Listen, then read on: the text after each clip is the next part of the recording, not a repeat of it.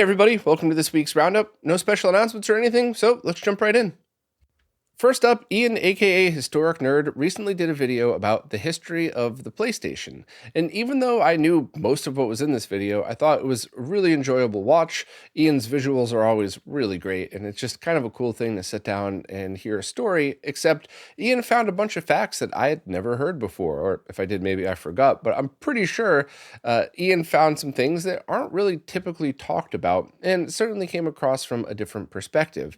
So I certainly would recommend watching it if you like the PlayStation or if you're into video game history or any of that stuff, just because it's not the same old story reread. It's independently researched and there's a lot of good info in it.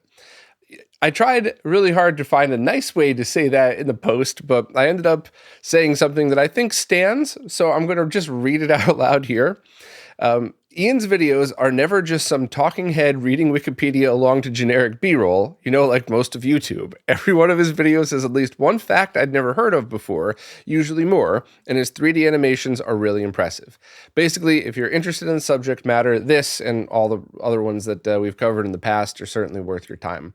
So, when I try to do posts like this, especially about something I'm very pleased with, I try to only be positive, but unfortunately there's no other way to get the point across that Ian's videos are well researched. Same with Wrestling with Gaming, same with, Gaming Historian. There's no way to say this without addressing the other side of YouTube historical videos where 5 or 6 people read the same exact Wikipedia article or the same book and just have their different B-roll. So shout outs to Ian for always making good original content, and I enjoyed it, and I think you would too.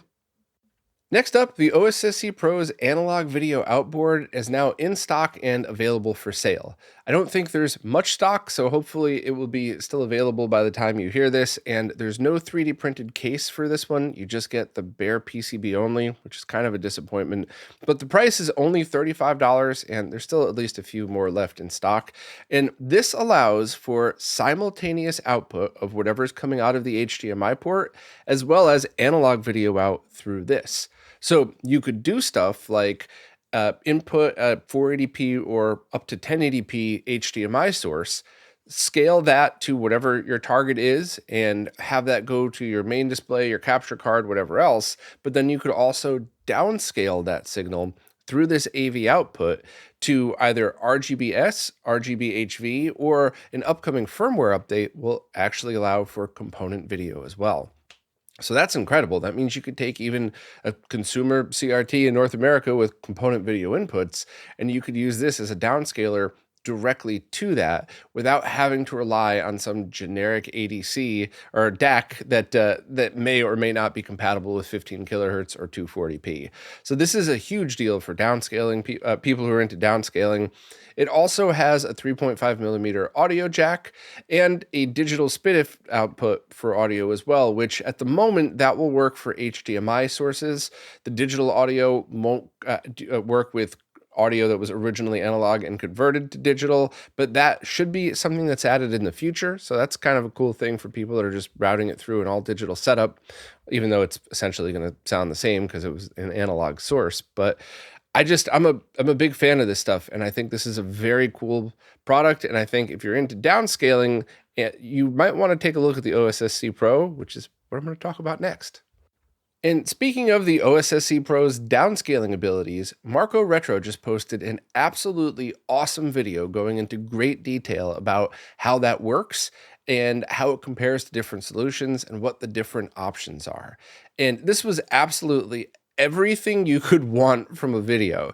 I mean, I've done this full time for years now, and when I watch other people's videos, I usually appreciate them, but I'm always also like, well, what about the voltage on sync? What about this feature? What about lag? And Marco hits every single point that I would have wanted to know. So I couldn't possibly recommend this video and also Marco's downscaling series enough for people curious about how the OSSC Pro and other devices work.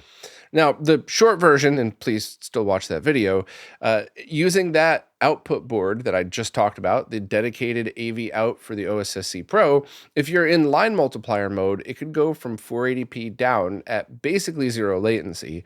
And anything higher than that, at the moment, you have to use scalar mode, which can be up to 2 frames of latency, but that's kind of on par with a lot of other solutions. And this could even handle 1080p downscaling, which is, in my opinion, kind of a big deal, especially for people who are just CRT enthusiasts. But all the things that you would need, like correcting aspect ratio and presenting the image the exact way that you would want it, making sure the lines are being dropped in the order that you need in order for it to look right, going to 480i or 240p. It's basically everything that you could ask for in a downscaler.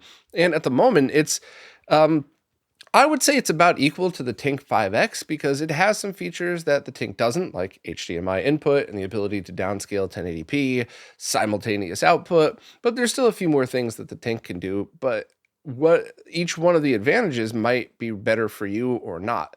So I strongly recommend checking out Marco's video, and I'm going to be working with Marco to get all of his downscaling info on RetroRGB.com soon. I'm so backed up. It should have been done already, to be honest with you, but Marco has basically been doing all of the work that we all have been wanting to see for a while on exactly what to expect from each of these downscalers.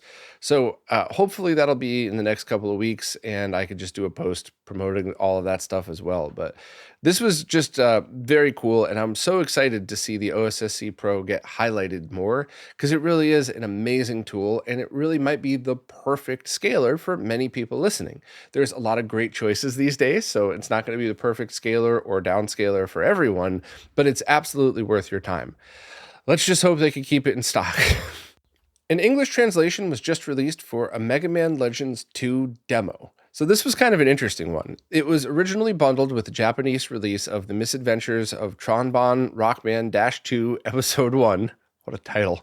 And it's a fun little story that sees one of the characters kidnapped and you got to save them. And it's one of these things where you could probably play it without the translation, but not really. You don't really get the full storyline. So this is kind of a fun mini game that if you're into this series and these types of games, you'd probably want to spend a few minutes playing. It's not super long, but it's certainly worth your time if this is your thing. And now we're all able to play that. All of us non-Japanese readers are able to play that thanks to some awesome people who at Hilltop Works. So yeah, check out Donald's post for more info. But as always, I'm really appreciative of anything that's translated to different languages because it really just helps other people be able to experience it. The Shiro crew just posted an awesome write-up of the Saroo flashcart for the Sega Saturn. We talked about it a couple of times in the past, but I've really been hesitant to talk about it because while this is an open source project that anybody is allowed to manufacture, the first ones to hit the market were original versions that weren't ready for mass market. They didn't have beveled edges, and some still don't that you see on AliExpress. And some of them would brick if you didn't load the right firmware. So it was a minefield, basically, which was horrible because this is an amazing product that could eventually be all of our go-to for loading backups and other crazy features on original Sega Saturn hardware. But now it's at the point where you should be safe to buy it. I'm waiting on one other person who's working on their own version of it, a full compliant fork of it to release theirs. I think that's probably going to be the more mainstream one for everybody to get. However, if you check out Dave's post, you could go through and have a full overview of the product and what to expect and where to get it. Also, the Saturn cart shell that I talked about a couple of weeks ago from J&T Studio that Martin from Retro Gamer Store helped make, that was tested as well and proven to be way better quality than some of the shells that came with the Saroo cart. So it's probably in your best interest to get PCB only, and then that one if you want something quality. Make sure that their edges are beveled though, because once again, some of these carts aren't. And I'd love to know, somebody with a good set of calipers, what's the exact width of the PCB, thickness, I guess, of the PCB? Because I do remember some action replays not being beveled and the PCB was just a tiny bit too thick, which was what damaged a lot of those Saturn cartridge slots. Definitely I'm right about the bevel. I'm not 100% sure about the PCB thickness, but I am sure that the beveling was an issue for those. But honestly, this is just one of those things where if you're a fan of the Saturn, you should absolutely give this post a read. And you should check out which ones you might want to look for, which ones you want to stay away from, and more importantly, what to expect from it. Because if the games that you're looking to play are compatible with this thing, you actually get faster loading times than any ODE on the market because it could skip the CD mechanism and circuitry around it. So you're not limited by the bus of the CD mechanism. Now, of course, this would cause some problems with some games that require that slower speed to plan their timing, but the people who are working on this have all of that stuff in mind. And this is just really turning out to be a pretty amazing cart. And I think it's going to be the go-to, sooner rather than later, I guess. It's not right now. There's still the other ODEs that were probably going to be a better choice, but unless the games that you're looking to play are definitely not going to be compatible with this, give it a try. So tons of info in the post, links to which ones to get and all that stuff. And I don't know, I thought this was just an amazing write-up and exactly the information that we would want to see about the Saroo cart. So definitely give it a read if you're interested. And thanks again to the Shiro crew for checking this out for us. Next up, Selena recently posted a guide on the consolemod.org wiki that shows you how to get your Ouya back online. Remember that thing? It was a Kickstarter from like 2013, I believe. That was a console that had to be connected online at all times to work. And it was way ahead of its time. I think all of us nerds knew it wasn't going to last very long. And sure enough, the servers did shut down in 2015. But now, thanks to fan communities and a bunch of very awesome nerds, if you want to, you could get a lot of the Ouya library as well as a bunch of homebrew and I believe emulators as well up and running by following this guide to reconnect it to the community server. So this was kind of funny and kind of awesome at the same time because even not the greatest consoles do deserve to be preserved and checked out for history.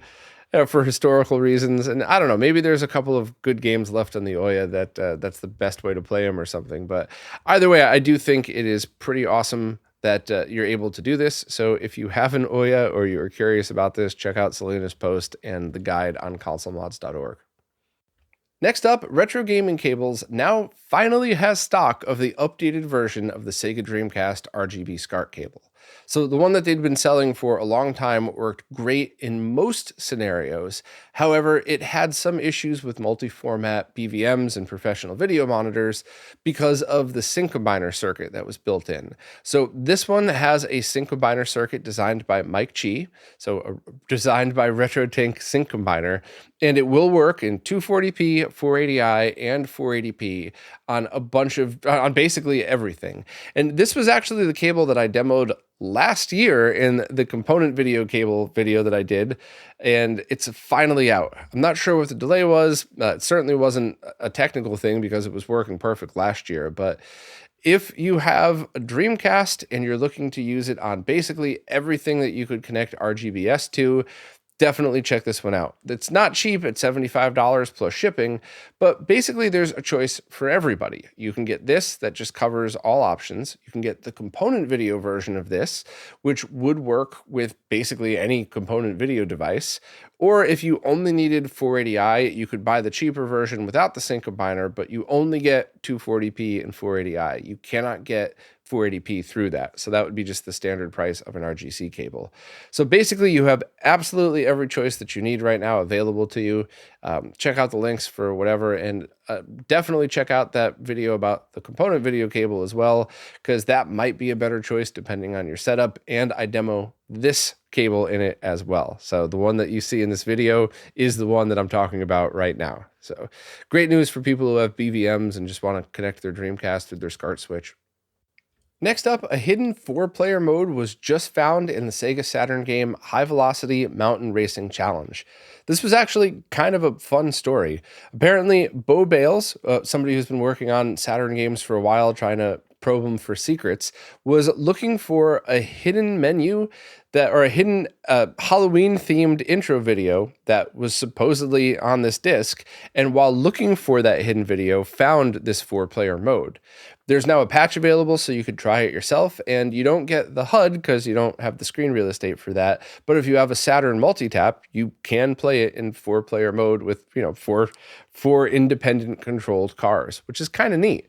So if you want more info on this, as well as a bunch of other cool tips and stuff and the story behind it, definitely check out Dan's post. But this was a fun one because it was it wasn't just one thing found, it was a bunch of stuff, and it was just in the most nerdy way possible. So all Saturn fans should at least skim this post.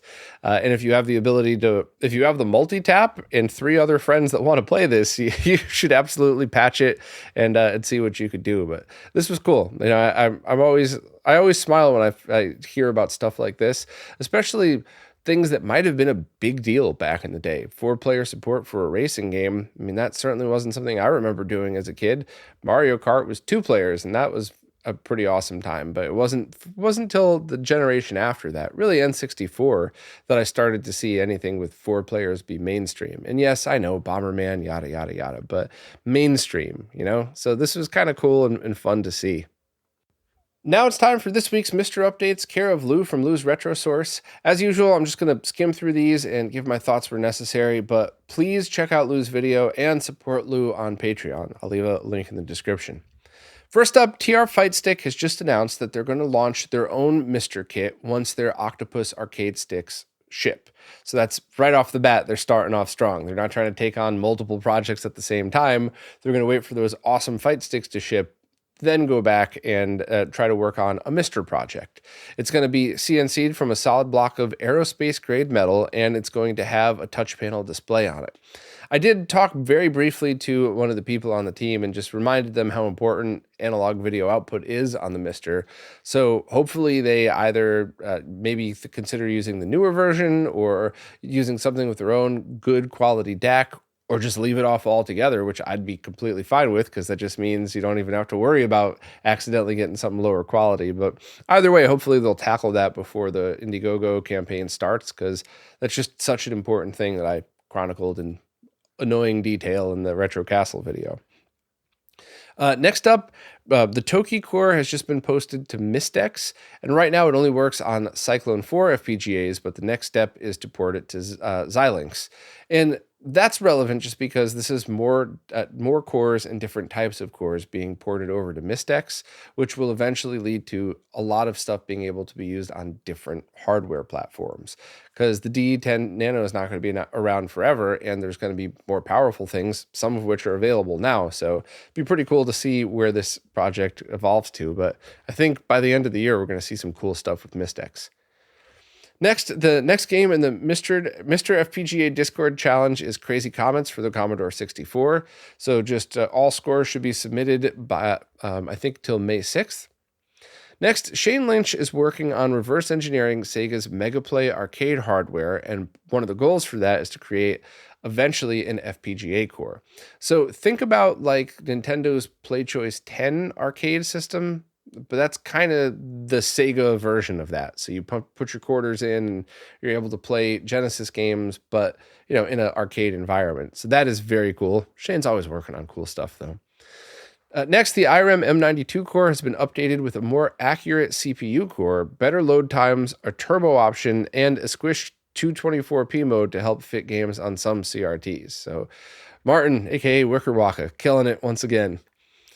Next, the Ypsilon posted a full detailed update on the issues that have been going on with Update All, and that they're fixed now and what happened. And the short version is basically the auto downloader for stuff wasn't working because things had to be moved around for copyright reasons. So I'm being intentionally vague about all this, but basically it was no one's fault, but it's all fixed, and a bunch of awesome team members have stepped up to try to make sure it doesn't happen again. So very cool to hear that.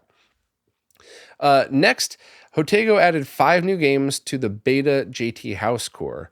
So there's a couple of tank shooters and a couple of sports games, and it's still in beta for Patreon supporters, but these looked kind of fun.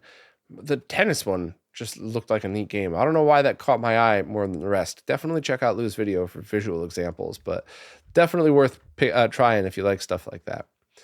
Next, the Saturn core has had some updates that fixed compatibility with a couple of games or increased compatibility, but also added initial support for analog peripherals. So that's cool. It's an awesome step in the next direction for that.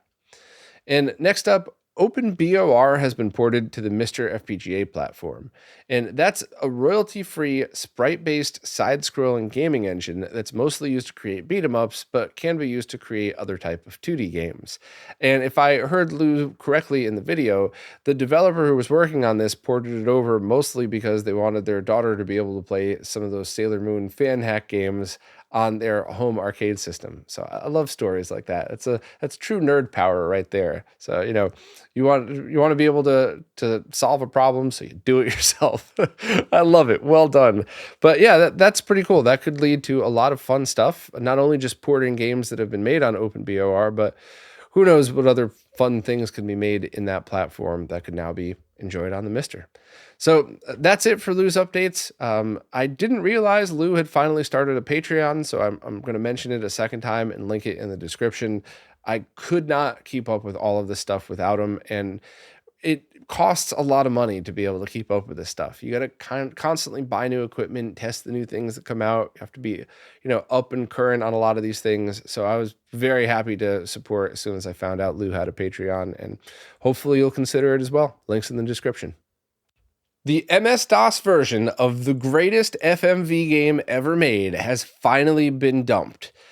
Thunder in Paradise is now available to play on MS-DOS, including the 0 MHz collection on Mister and DOSBox. So there's a lot of good news here, but there's some work to do. So anybody who's fans of this game, who has the ability to help, please listen up. So I'll give the rundown.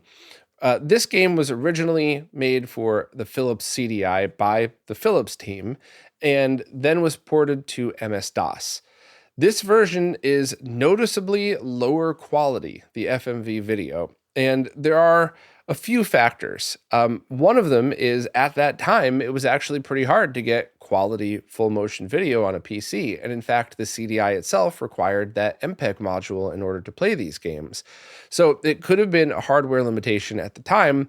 However, I also want to point out that I don't think the team had the budget to rescan the film and redo it in 480p, 640 by 480. So it would be likely, and I'm guessing here, this is just me completely speculating, but it's also likely that the Philips team took the 320 by 240 video and just doubled it to 640 by 480 to fit the resolution of PCs, and maybe didn't have access to the best kind of software to do that. So regardless of why, the video is pretty pixelated and the colors are definitely not as good as well. Once again, probably a limitation to make it compatible with more PCs at the time. So we absolutely need people to help work on this, and maybe we could do something like extract the video from the CDI version and properly scale it and port that over to the PC version, which maybe that will mean that it's no longer compatible with the original specs of the game. Maybe you have to run it through DOSBox or a modern Windows computer, but that's fine as long as there's an easy way to play this game.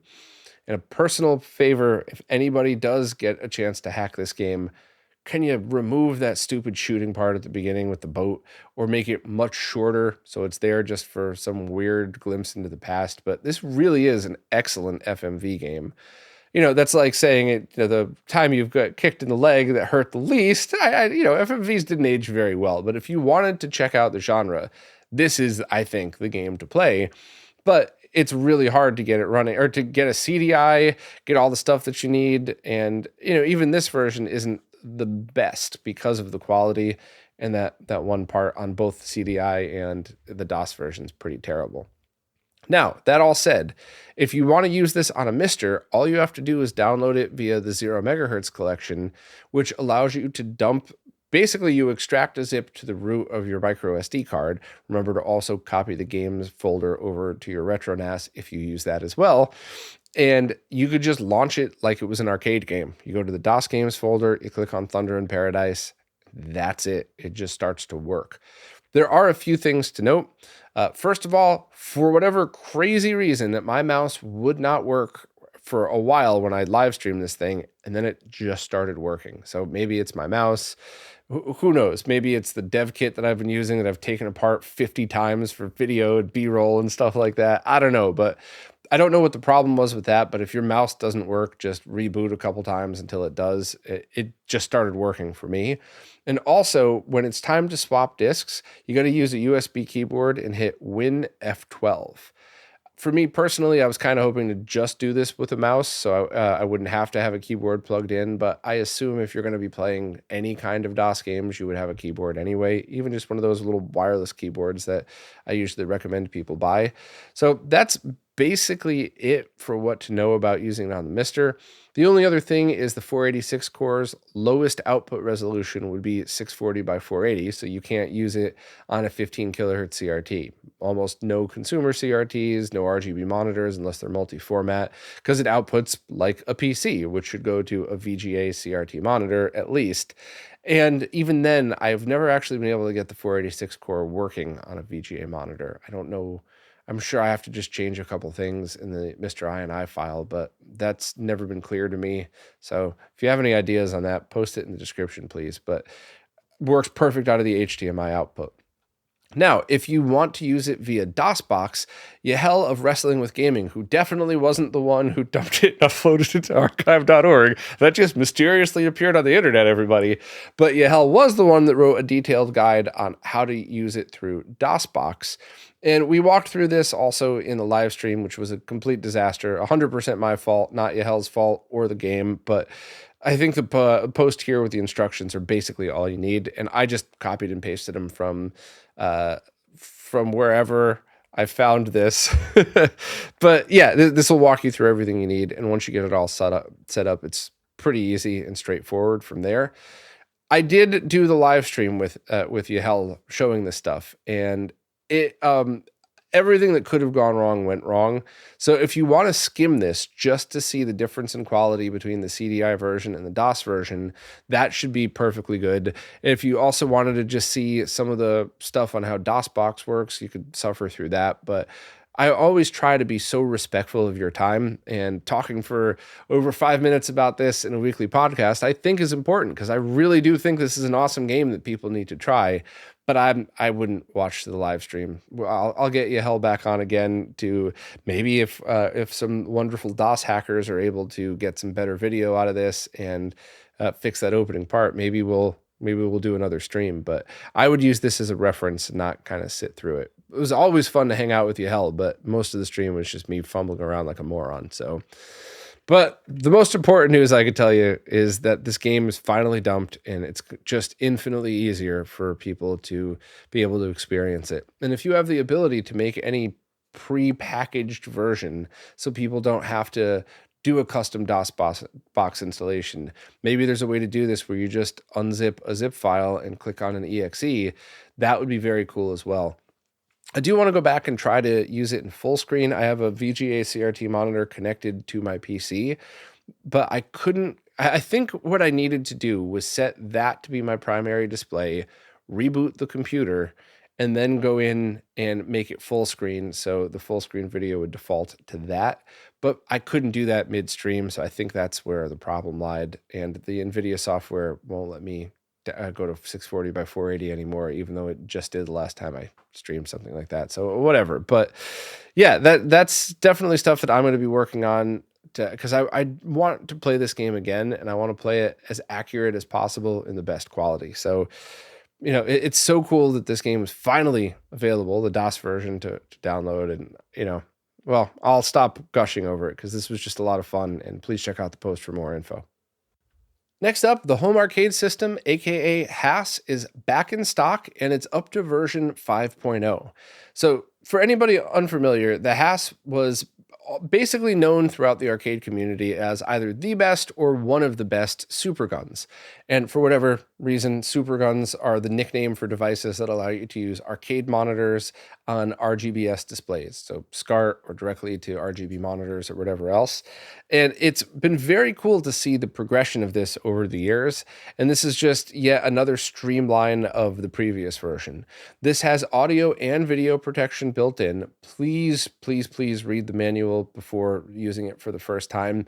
Even though it should ship by default with the safest options, it's always important to be careful with arcade boards. But Should have audio and video protection. It outputs RGBS via an 8-pin mini DIN, so you'll need to pick up that cable separately. It's got auto fire and just a ton of options for you.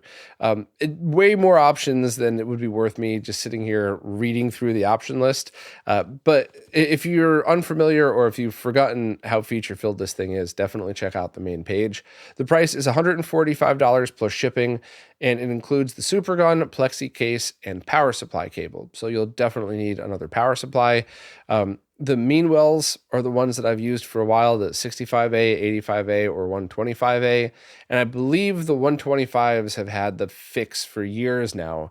There was an issue when we first discovered that these were probably the best choice for superguns, that if you got the higher amperage ones, it would have like a squeal coming out of it if you used lower powered boards. Wouldn't really hurt anything, it'd just be annoying. And I believe that was fixed. So if you're worried that your arcade boards might output or might need to draw more power than the lower model one, you could just go ahead and get the 125 for not that expensive of a price. But all the options are right there. The only other thing you might really want to check out is the other options for sale on the store, because you might need a kick harness, you might need an extension cable. Not all that stuff's in stock right now, but if you're going to buy one of these, maybe just check out and see whatever Michael has in stock and add that to your cart while you're at it. But it's very cool to see this thing back in stock and available for sale. Hopefully they'll be in stock for a little while, because this was always my go-to for super guns. The price is completely fair for what you get and has barely been raised in price, even through part shortages and everything else that's happened, and inflation and all that crap. So if you're looking for a super gun, or especially if you're waiting on one, this is probably the one to get. And once again, check out the post and skim through all of the crazy options this thing has. Well, that's it for this week. I did miss a couple of things I wanted to write about, but nothing time sensitive, no pre-orders or anything. So if you listen to this one all the way to the end and you're like, oh, Bob forgot about this, I didn't. It's just on my list and I got to figure out time to get it all done for you. But it'll definitely be done by next week. And once again, as far as I know, none of the stuff I missed has any time limit on it. So it's not like the pre-orders will be over by the time next week's podcast hits. So keep an eye on RetroRGB.com as usual if you want up to date info on all these posts and everything. But anyway, as always, thank you to everybody who watches, listens, plays nicely in the comments, and especially thank you to people who support in absolutely any way, because it really is you who keeps all of this stuff going. So thank you so much, and I'll see you next week. This week's Roundup is brought to you by Neo Paradigm Entertainment, connecting Southeast Asian influencers with opportunities in the West.